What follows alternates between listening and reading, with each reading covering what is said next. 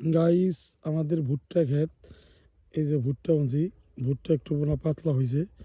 আমি কামলার অনেক কিছু বলছি, মানুষদের ভাই কাম করে শান্তি নাই।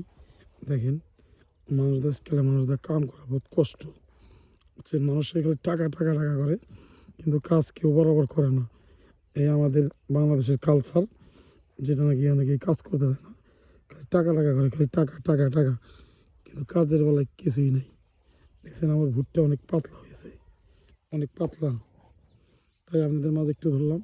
আর এই সরিষা গাছের সিন দেখেন, সরিষা ক্ষেত অনেক ভালো একটা দৃশ্য আমি আপনাদের দেখালাম। এই যে পুরা চকের এরিয়াটা আপনাদের মাঝে একটু তুলে ধরলাম।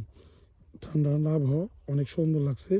এই যে আমাদের বাড়ির গাছে সিনসিনি আছে, এই যে দেখেন পুরা চকের যে জিনিসটা, সেই জিনিসটা আমাদের মাঝে ধরলাম।